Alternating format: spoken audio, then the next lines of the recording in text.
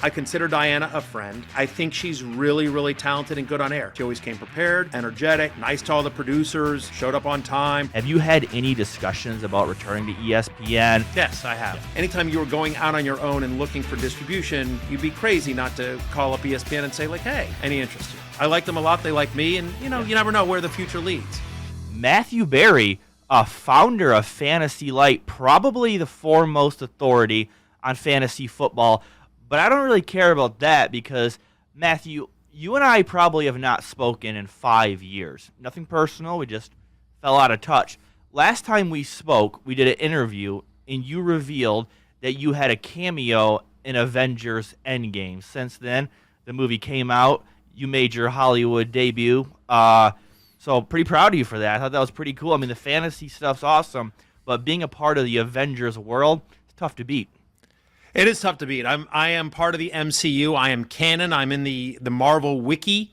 I am the highest grossing actor of all time worldwide on a per movie basis because I've only been in one movie.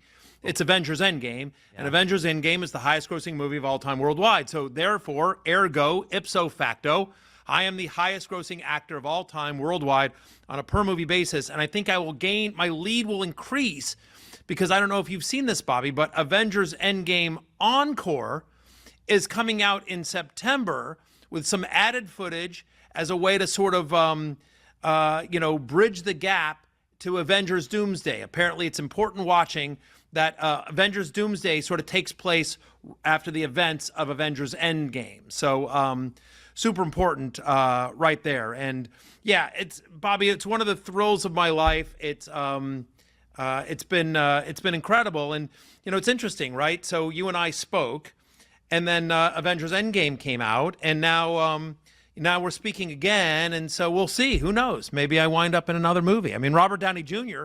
came back to the MCU as a different character. Why can't I? No, it's a great point. And I remember going on Reddit, and there was ongoing discussions.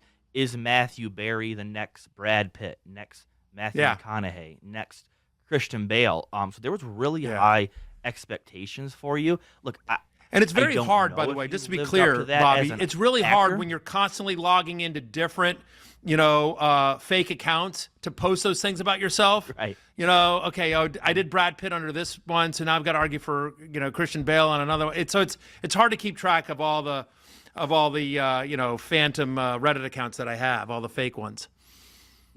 No, it's burner accounts. That's the word I was looking for. Burner accounts. All the yeah.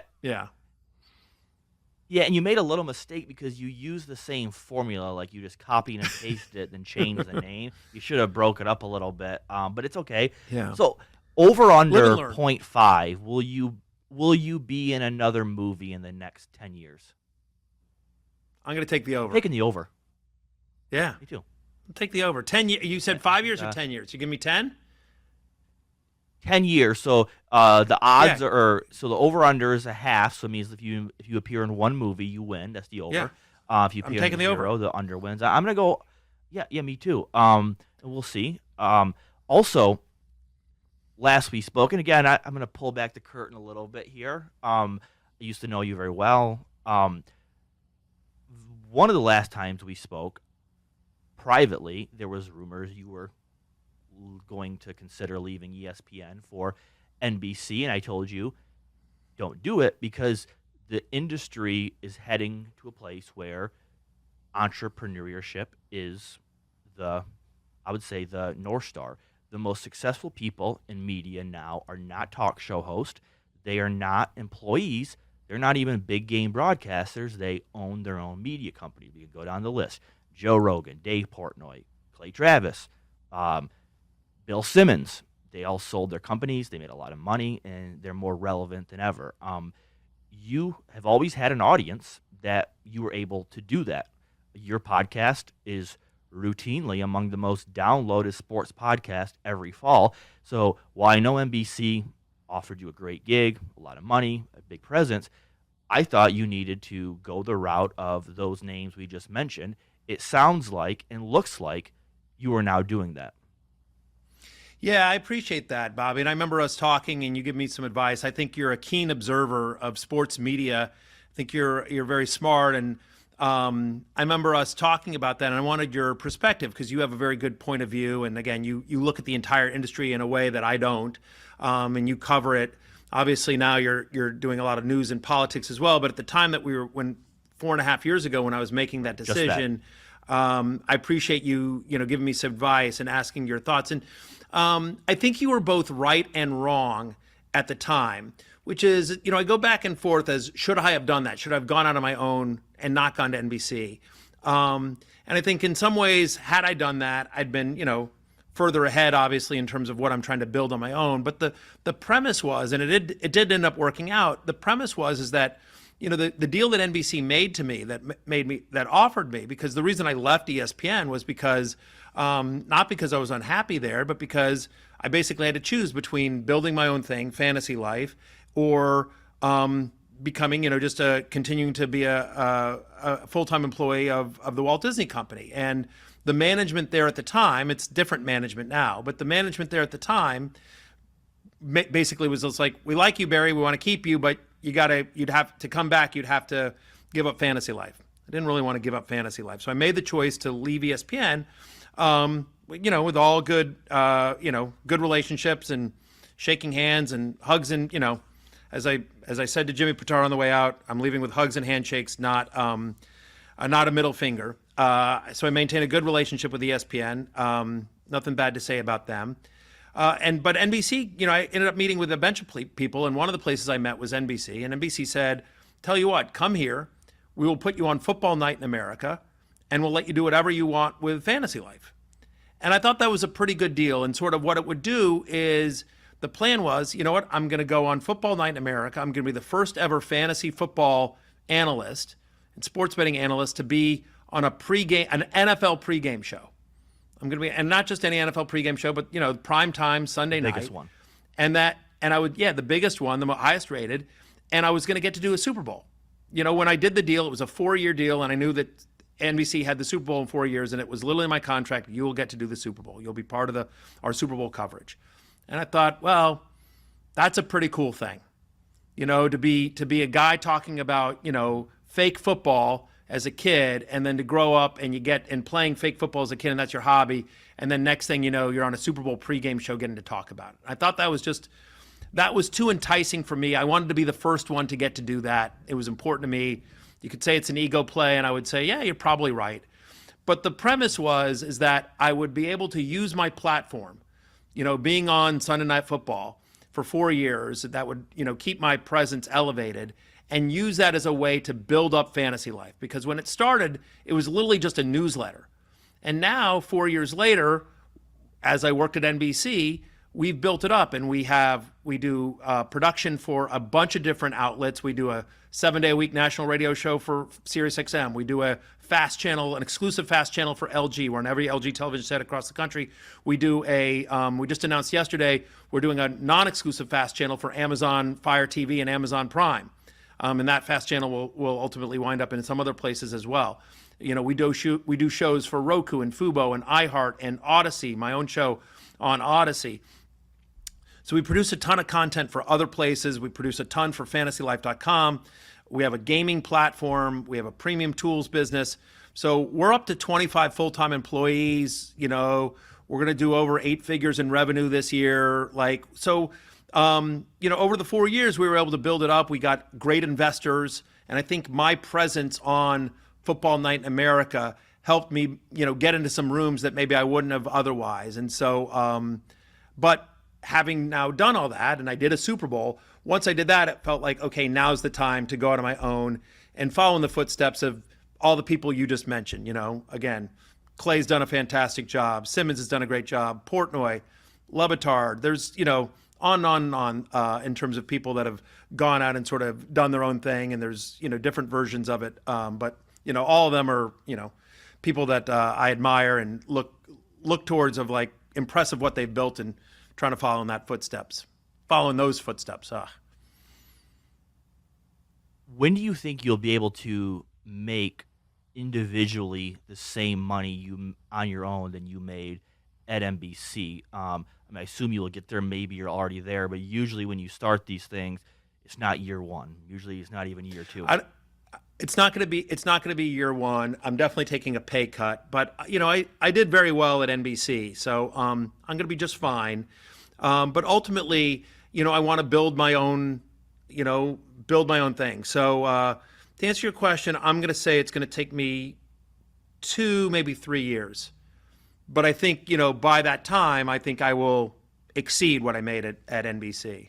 And I think we will, if we do it right, I think we'll ultimately sell and, have a good exit the way many of the people you just mentioned have already. No, I agree. And as I said, I told you that 4.5 years ago. That time I know. I'd probably be there already. If I'd listened to you, Bobby, if I'd listened to you 4.5 years ago, I'd probably have already sold it, and then, yeah. Mm-hmm. I know, and you probably wouldn't be here right now. You'd probably be hanging out with the Hollywood actors with your big paycheck, and you might be in a new movie by now. But it's all right. Have you spoken to I doubt ESPN? That. But yeah, what I'd probably be doing is what Clay's doing, right? It's like I'd be starting another thing, like Clay started it, sold it, exited, and now he started another thing, and it's really if the news reports are correct about like the valuation of his company from the get-go. It's really impressive. Really, really impressive. Yeah, absolutely. And I mean, I know him very well. I'm so thankful for him. So much of what I do now is solely because of him. And obviously, Fox has been great too. I think, like you and like some of those other people, when you were an employee, you just inherently have to share the revenue with a boss. And maybe people don't know because your lane is a bit more niche than other ones. As a digital draw, you're much closer to those guys than I think people would realize. I mean, I was looking today at YouTube numbers and podcast numbers. You're a bigger online draw than Adam Schefter when it comes to content. That's not a knock on Adam Schefter. He makes a ton of money. He's great at what he does. But there are not a lot of people in this space that have singular audiences. I interviewed Josh Pate a few weeks ago. He has that. We never even mentioned McAfee, who's probably doing better than everybody we mentioned. I mean, I think he is absolutely doing it the McAfee, best. Of course, yeah. He set the standard. Yeah. Yeah, and what's interesting about him, he is doing it, owning his content on a licensing deal with ESPN. The reports say, and I'm pretty sure they're accurate, that he is going to re-sign with ESPN for around $65 million a year and retain ownership of his brand, of his show. That's why I'm curious. When you left ESPN, that was not an option. Now it could be. It seems like they are now leaning a bit more into fantasy. They acquired the NFL Network. Have you had any discussions about returning to ESPN in a McAfee role where you continue fantasy life but are a contributor on television? Yes, I have. Yeah. When you leave, when you go out on your own, you're like, McAfee is the great model, and they've done it. ESPN specifically has done it with a number of people, right? So you think about McAfee, Rich Eisen. Rich Eisen brought his show over there, also on a licensing agreement, and they have some other talent that they don't necessarily license their show, but they allow them to have outside businesses, whether it's you think about Bussin' with the Boys or Josh Pate. Josh Pate is another example. So they have a number of people that they work with where they either allow them to have outside businesses or they license the show. And so I don't want to lie. Yes, the answer is like I said, like I have a very good relationship with Jimmy Pitaro, with Burke Magnus. I remained friendly with them over the years since I left. I mean, anytime you go out on your own and you're now, okay, I'm now on my own. And so, hey, who are people that I can partner with? Who are people that I like? And to be clear, there's no deal imminent or anything like that. But you asked me, have I spoken with them? The answer is yes, I have spoken with them. Right. I've had multiple conversations with them. I like them. I like them a lot. They like me. And, you never know where the future leads.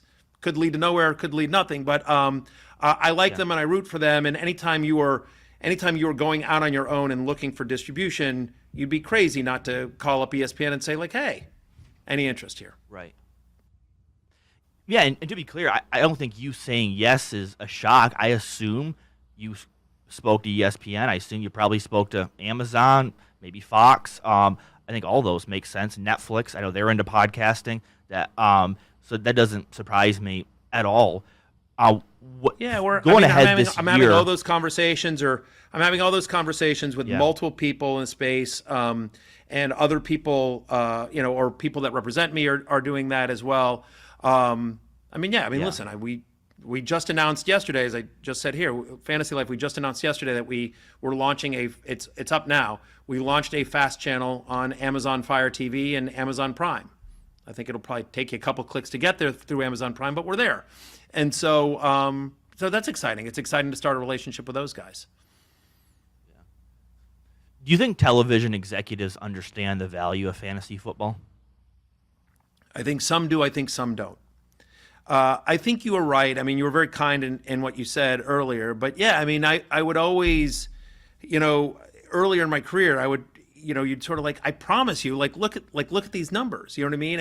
And so I'm not nearly as famous or as well known to the broader universe as some of the other people in sports media, but like to a specific group of people, I'm extremely well known and, very well followed. And that group of people are people that play fantasy sports, that play DFS, that bet on sports, and they're all digital and they're all online. And so, it's been really gratifying, going on my own. You never know, it's all early still, Bobby, but, my YouTube channel, being at ESPN and NBC for the last 20 years, I never had in my own YouTube channel because I was always working for their YouTube channel. So I started one literally 3.5 weeks ago.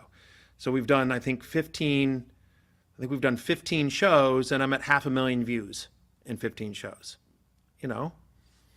Feels like that's a good number. You're just starting out, like getting there, there's people that do, hundreds of millions of views, but for a 3-week-old channel, I'm happy with that number.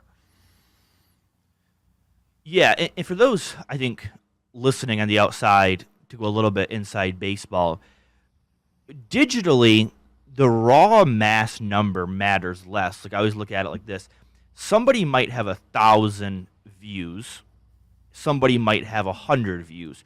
But if you have 100 views towards a fantasy or a gambling audience that is engaging with your content or signing up for betting or fantasy league, that's often more valuable than 1,000 generic views who are not buying the products with which you're sponsoring. So I think that probably explains a little bit of where fantasy's undervalued, that maybe Matthew Berry is not the name of Rich Eisen, but I'm pretty confident in saying your podcast makes more money than him, or should if it has the right sponsorship. And that's similar to sports gambling, which is interesting because TV executives are all in on sports gambling content. You see it all over, yet the interest in gambling content is actually quite low. I don't know why, but it is. As much as people use DraftKings, FanDuel, Hard Rock, they're not tuning in to hear people discuss it or give advice like they do fantasy football. Yeah, I think it's a combination of, sometimes trying to find the right talent and finding the right balance. I think that, there's sort of two types of bettors. There are the sharps. This is what I do for a living. This is where I crunch the numbers. This is me looking at I like the first half under on Akron State, right? That are like, hey, that's a mispriced line. Mm-hmm. And then I think there's the majority of people that are just like, I'm a fan of the Patriots, man, and I don't know. I just think they kill them on Sunday. I want to put $10 down on the Patriots killing them on Sunday. Where do I do that?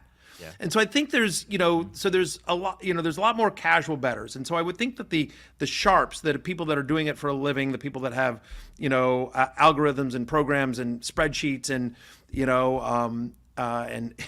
betting pools, they're probably not tuning into a show or a podcast because they have their own models and they're searching for a different kind of line. Like, because most shows are not talking about the first half under in the Akron State game.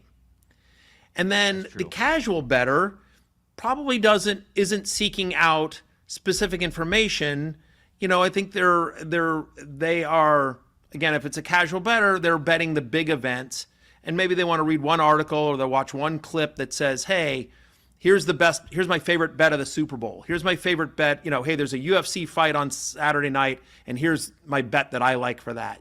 For kind of big tentpole events, or here's an NFL bet that I like for Sunday. But so I think it's partially that, trying to find where's the audience, if that makes any sense, for sports betting programming, because it's not all created equal. Having said that, we've found success. I mean, my show is both fantasy and betting, and so we found success. People really like that, and we tried to, because there's a decent amount of overlap in terms of the analysis I give.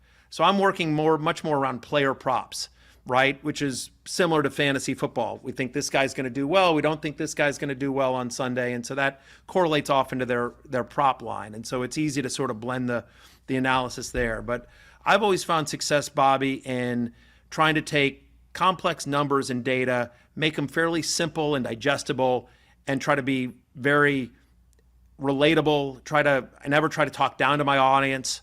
Every bet I give out, I bet myself. Every fantasy play I play myself, and so I try very hard to just, I'm a sports bettor and fantasy player myself, right? I'm not coming down from Mount Stats and talking down to the audience. Like they're one of me. I'm one of them. We're all in this together. And I don't know if enough programming does that, if that makes any sense. That was, sorry to finish the thought on that. I just don't know if enough fantasy gambling content is inclusive in that way. But I also, be honest, I don't consume a ton of it because I'm focused on doing my own thing, and I don't want to really be influenced by it. So, no, it's a great point. Do you remember who the first person to report that Tom Brady was going to Tampa Bay was? I believe it was me. That was so bizarre because you had it as a side note in a larger column, and ended up being one of the biggest transactional NFL stories. I don't know, 10, 15 years? I don't know that. I believe when you put that out, Tampa was not even mentioned publicly. I'm not going to ask who your source was, but how confident were you at that point? And B, why did you not make a bigger deal about it?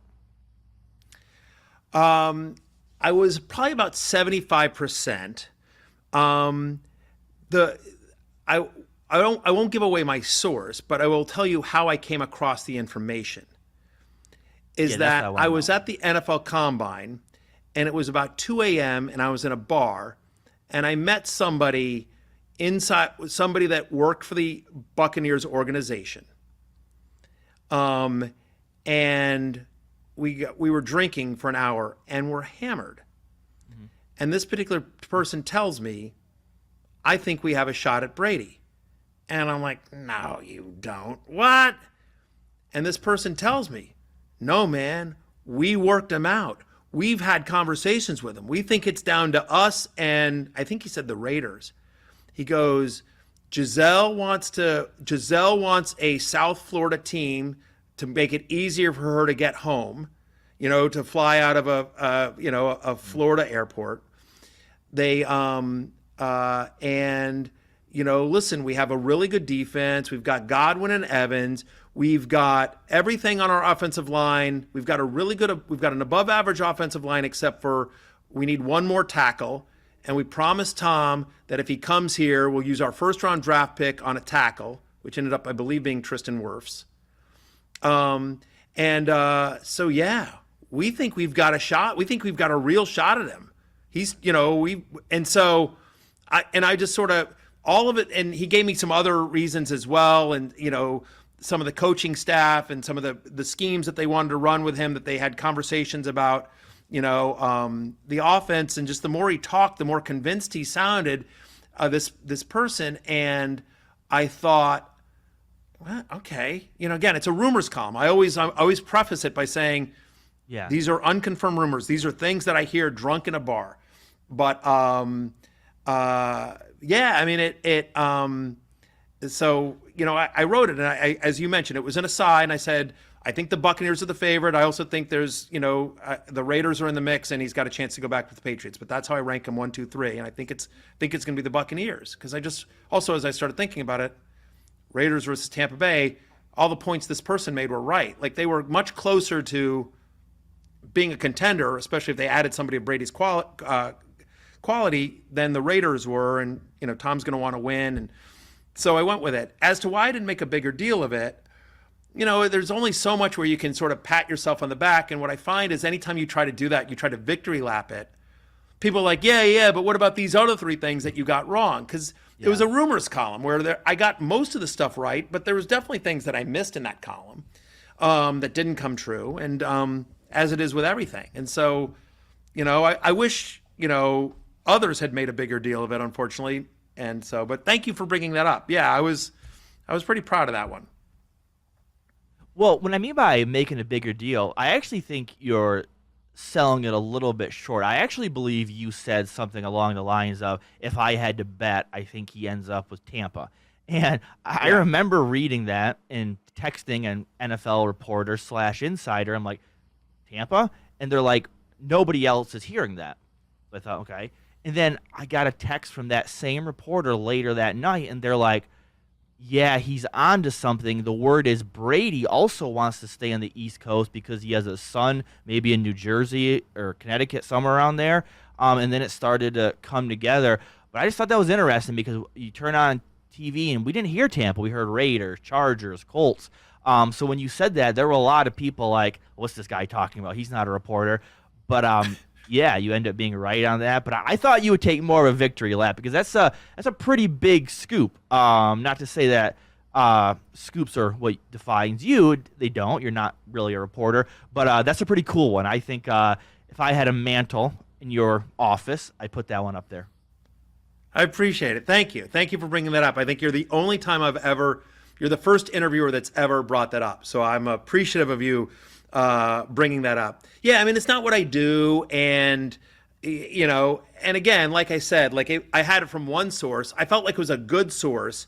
And, the more the person talked to me, and I don't think the person would have told me had this person not been had a few and, and felt good about their chances. But, it was just like, well, it's a rumor. Again, and that's the other thing else I'll say here is that, like, if I'm, the fact is that people like Schefter or like Albert Breer, who I think is really, really good, or, Pelissero or, Garofolo or any of the, Dan Graziano, I think is awesome. Like any of the reporters that, they have to live by a different standard than I do. Right. If any one of those people wanted to put it out, whether it's on, ESPN, NFL Network, wherever, Netflix, but you pick your outlet, Yahoo, wherever. They all have to double check their sources. They have to, run up through a news desk, the whole thing. I was just like, hey man, this is a rumor I heard drunk in a bar. And yes, no one had heard that rumor before. And I got that, I was able to develop a rapport with the person and, got them to trust me and tell me. And I said I wouldn't burn that person, and obviously, to this day, I still haven't. But yeah, you know what I mean. So it's Anyway, thank you for saying that. Yes, I am definitely proud of that one. What else are you hearing? Let's break some news on here. Is Mahomes playing Week 1? Who's getting traded? I don't know. What do you know, Matt? I'm not in that mode right now. I mean, the one that I haven't heard any. I think Mahomes is going to play. The one that's currently affecting what I do now, I'll give you one, is so last week I announced every year I do a player that I call my ride or die. This is the player that I have, significantly above market that I try to leave every draft with. This is the guy that I'm sort of planting my flag saying, this is it. This is the one guy. This is my ride or die this year. And it's had a pretty good track record. I've done it 9 different times. One player tore his ACL in the preseason, so out of the 8 of them have played a season. And out of the 8, 4 of them ended up finishing that year as a top 4 player at that position. None of them were being drafted anywhere close to that. And 6 of the 8 finished above market at ADP. So my player this year, so it's a pretty good track record. And so my track record, my guy this year is DeVonta Smith. And there's a bunch of different reasons for it, Bobby, but one of them is this. At that same conference, so every year I go to the NFL Combine, and I spend 3 days there, and it's literally just me, hallways, Starbucks, bars late at night. What have you heard? Hey, I'm not a journalist. I'm going to write a rumor column. Just what have you heard? And I sort of use my BS meter to say, that sounds right. I'm not so sure. And one of the things I heard is I talked to a Philadelphia Eagles team source. And again, this is in late February, early March. A.J. Brown's still on the team. And they say to me, they go, we think DeVonta Smith has another gear to him. As good as he's been, we think DeVonta Smith can get to the next level. That if he got the kind of target share that Jackson Smith and Jigba got this year for Seattle, we think DeVonta Smith could have that kind of year. Like JSN was like number 1 wide receiver in fantasy last year. He broke leagues. He was a league winner, legitimately a league winner. I like it. And, just had a massive season. And so I was like, that's interesting. So I started doing some research. So I did 2 things. Number 1, I was like, well, pretty sure A.J. Brown is gone. And number 2, if you look at all the underlying numbers about DeVonta Smith, when A.J. Brown is off the field, it's insane. I'll pull this up this is from my column. So on fantasylife.com, I do a bunch of, I write a bunch of different articles. And so one of the articles that I wrote is called My 100 Facts You Need to Know Before You Draft. And so I'm reading from my column on fantasylife.com, 100 Facts You Need to Know Before You Draft. Since 2023, when A.J. Brown has been off the field, DeVonta Smith has been targeted on 29% of his routes. 29%, okay? And in 43 career games, when DeVonta Smith has at least a 25% target share, he's averaging 17.3 fantasy points per game. Just to give you a comparison, last year George Pickens averaged 17.2 fantasy points per game. He was the 5th best wide receiver in fantasy football. So what I'm saying is that I believe DeVonta Smith has top 5 at his position upside this year. And he's going as wide receiver 16, 18, something like that. I'm his wide receiver 10. So I'm significantly above market, and I think I might even be too low on him. If he stays healthy, he's going to have a monster year. What do you think about Rashee Rice, assuming he stays out of trouble? Yeah, obviously that's always the key with Rashee Rice, but I like him. I mean, again, I think the Chiefs will have a good year here.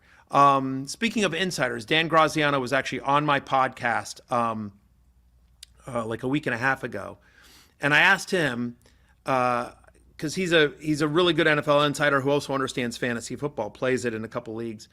And I said, what was the report from Chiefs camp? And he says, Rashee Rice is still working his way back. He's doing 7-on-7s. He goes, but I'd asked him early in the show, give me an underrated wide receiver. And he said, Xavier Worthy. I was like, oh, that's interesting.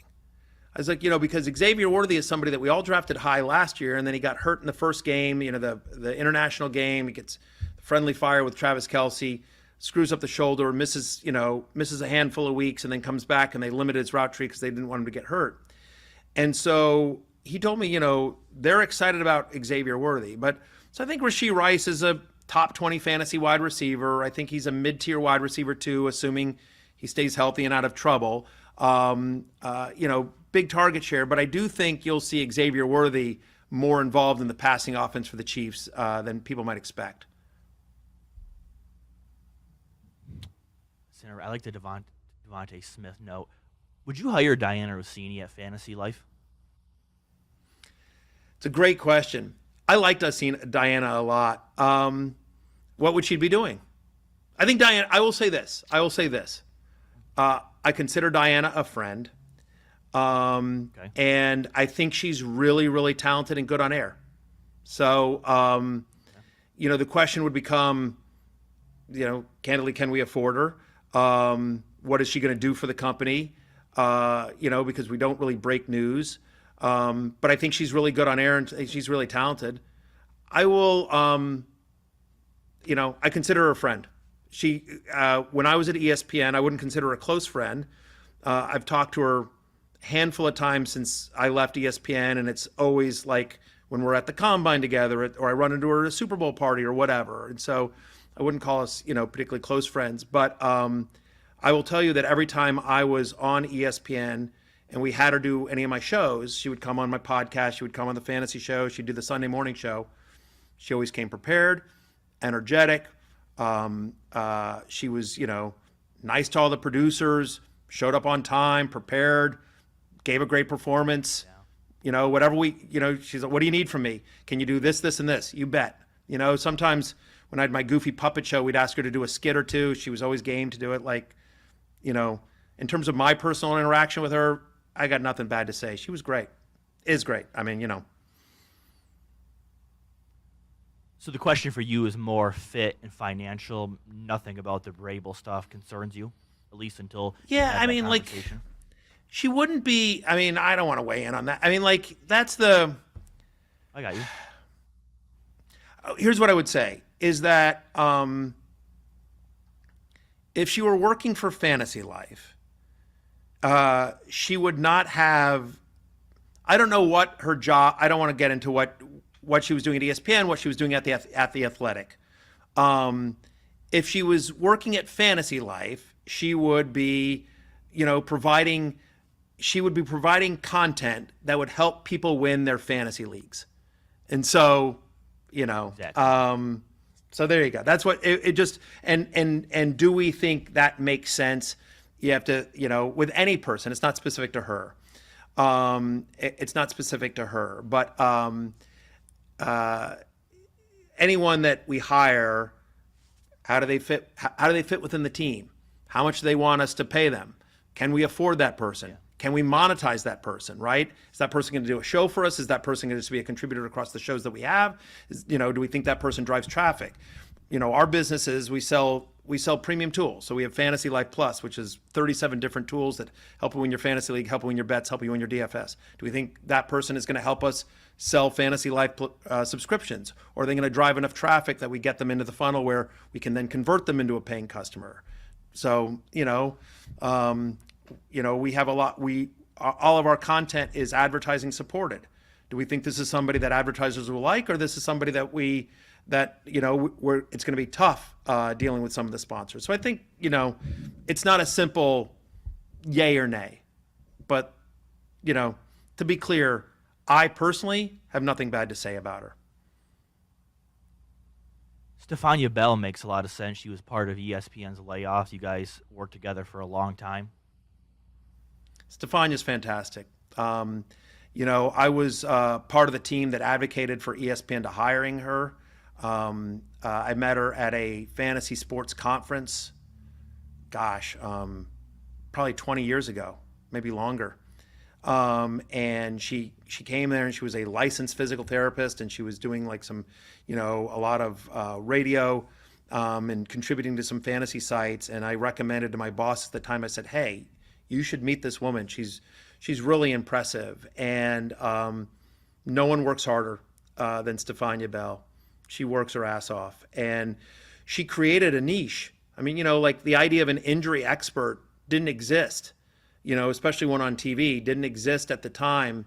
She created the idea of an injury expert that had a background in medicine. There were people that were sort of guessing and that kind of stuff. But, Stephania came from, she was a licensed and practicing physical therapist. And more importantly, she was a licensed and practicing sports medical physical therapist. She was practicing in the Bay Area, and she would work on athletes from the 49ers, from the Giants, from the Sharks, et cetera, and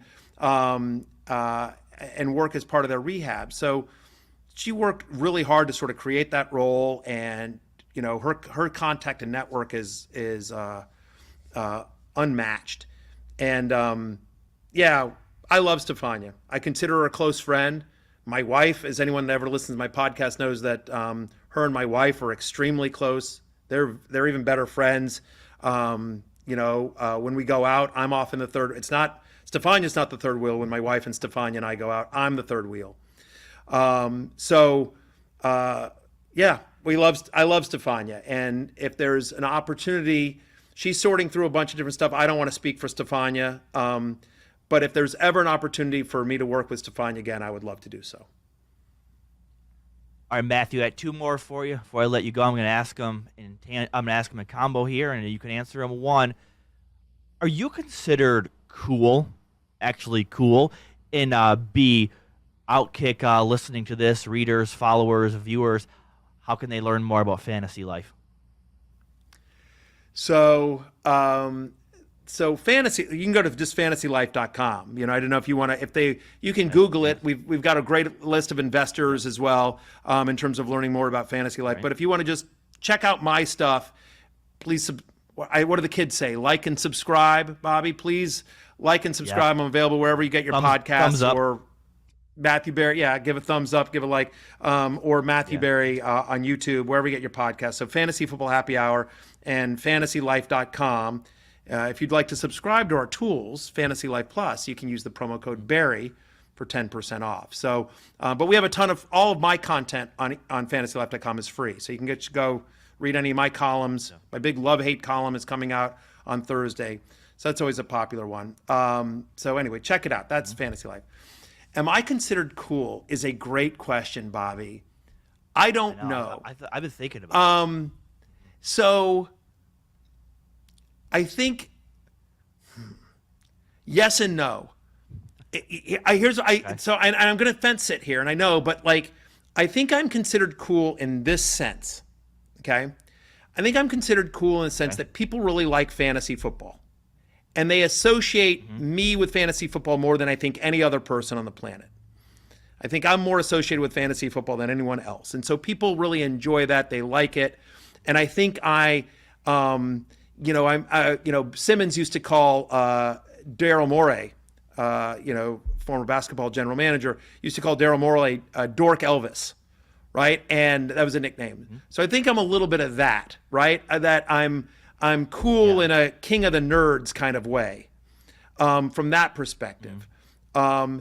I don't think I'm cool in the sense that, could I just, walk up to a nightclub and, oh my God, it's Matthew Berry, and the seas part, and all of a sudden there's bottle service waiting for me, and a bunch of people, hangers on immediately want to crowd in around my table. I'm like, oh, let me get it, with Matthew Berry's entourage. Yeah. I'm not that guy. I'm not anywhere close to that guy. I'm not even in the same universe as that guy. There are people that are like that, right? I'll go to the NFL Combine, and you'll see somebody like McAfee, mention McAfee. You'll see McAfee walk through. Mm-hmm. There's a crowd around McAfee, right? He's walking from the entrance to his set or whatever. There's a crowd around him. There's no crowd around me. But there'll be 3 people that are following me that are desperate for my advice and can you do my show and that kind of stuff. So I don't know if that answers the question, but that's about as honest as I can get. That it's hard to judge yourself, but whatever. I mean, are you stylish? Are your clothes? Are you stylish? No. Kind of dorky? What do you think of your? Yeah. I'm definitely not stylish. No. I'm definitely, listen, I'm a middle-aged married guy. I got 5 kids, Bobby. I'm, if I have, if I'm on Football Night in America, I can get stylish if I have people helping me. Yeah. I've done the Tonight Show a couple of times when I did the Super Bowl, whatever. I'll have somebody be like, hey, here's a cool outfit for you. Okay, great. I can fake it. But no, in my DNA, am I that way? Absolutely not. I got you. Matthew Berry, founder of Fantasy Life, co-star of Avengers Endgame, future actor, not that stylish, kind of cool. Hey, man, I appreciate you coming on. Bobby, always a pleasure to talk to you, my friend. Thanks, man.